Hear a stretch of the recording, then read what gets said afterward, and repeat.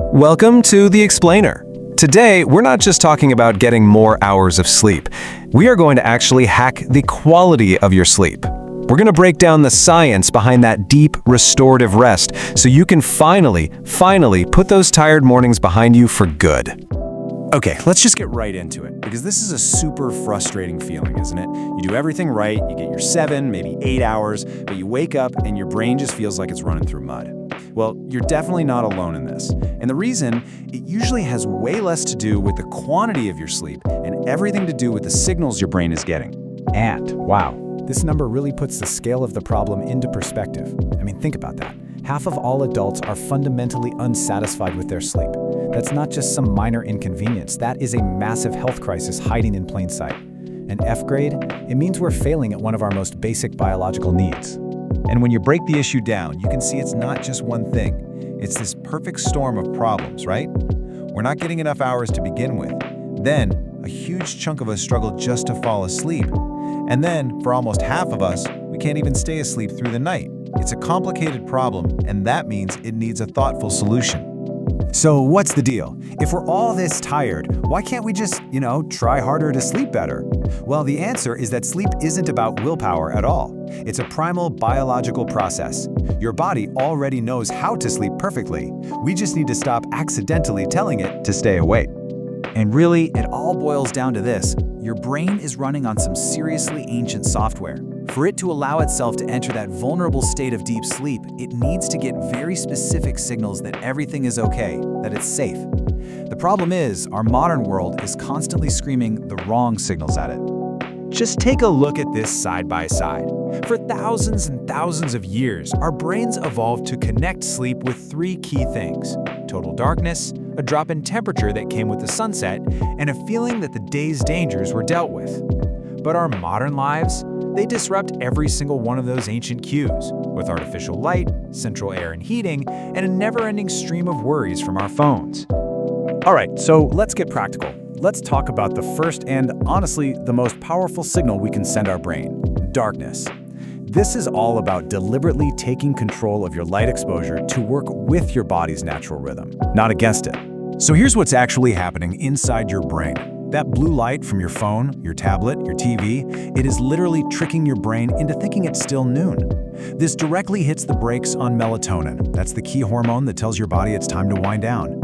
And at the same time, it keeps cortisol, your fight-or-flight stress hormone, artificially jacked up.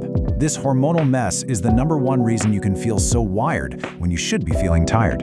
So how do we fix it? It's actually way simpler than you might think.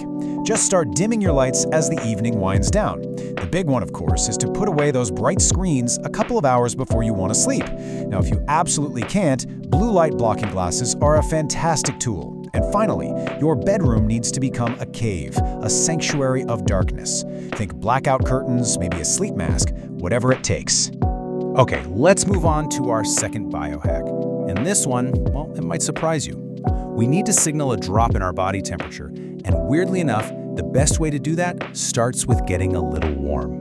See, that ancient code in your brain is super clear on this one point. When the world outside gets cooler, it's time to find shelter and go to sleep. So a drop in your core body temperature is a powerful, non-negotiable signal to your entire nervous system that it's time to start the shutdown sequence. So let's walk through exactly how this little trick works. You take a warm, and I mean warm, not scorching hot, shower or bath about 90 minutes before bed. That warmth brings all the blood to the surface of your skin. Then, when you get out, the cooler air in your room rapidly pulls that heat away from your skin and away from your core. This perfectly mimics the natural temperature drop at sunset and sends an unmistakable, "Hey, it's time for sleep" message straight to your brain. Okay, we've handled light, we've tackled temperature. Now it's time for the third signal. And for a lot of people, this is the hardest one. Signaling a sense of safety from unresolved threats, which, for us, usually just feels like a racing mind. You know that feeling, right? You're lying in bed, it's totally quiet, and suddenly your brain decides to replay every single email you forgot to send, every appointment you need to make.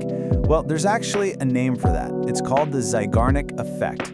Your brain is basically a task manager, and it's designed to constantly remind you about any open loops or unfinished business. It can't tell the difference between a real emergency and a simple reminder to call the dentist.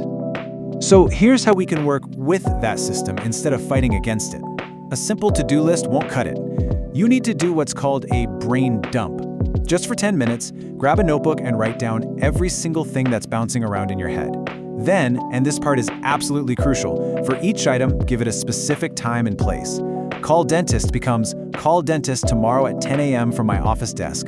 This simple act convinces your brain that the task is handled, it closes the loop, and it gives it permission to finally quiet down. Now, if you want an extra layer of calm, you can also support your body on a physical level. Magnesium is an amazing tool for this, especially in the glycinate form. It plays a huge role in relaxing your nervous system by helping to regulate the chemical messengers that tell your brain and muscles it's okay to unwind. Just think of it as a gentle nudge toward relaxation. So, we've gone through the how, but let's take a step back and talk about the why. Because these hacks, they aren't just about feeling a little less tired in the morning. They're about unlocking your ability to truly, genuinely thrive. Researchers from the National Sleep Foundation use this amazing word, flourishing. And it doesn't just mean the absence of problems, it's the presence of success and well-being. It's about operating at your absolute best, at your peak capacity in all the parts of your life that matter. And as you're about to see, sleep is the foundation for all of it. And this data, it shows the connection with just stunning clarity. I mean, look at that drop. 72% of people who have no trouble falling asleep are flourishing, but that number absolutely plummets to just 49% for those who struggle all the time. The connection could not be clearer. Your ability to flourish is directly tied to your ability to fall asleep. And hey, when people are just asked directly, the answer is overwhelming. It's not a big secret. 3 out of every 4 adults recognize that good quality sleep has a huge positive impact on their ability to flourish. We all feel it instinctively. So, if you take one thing away from all of this, please let it be this. Prioritizing your sleep isn't selfish, and it's definitely not lazy. It is the single most effective thing you can do to upgrade your health, your happiness, and your performance in every single part of your life. So as you go about the rest of your day, the question isn't really whether you'll get enough hours in bed. The real question is, will you send the right signals? Are you going to signal darkness, a temperature drop, or a quiet mind? The power to completely transform how you feel tomorrow, it starts with the signals you choose to send tonight.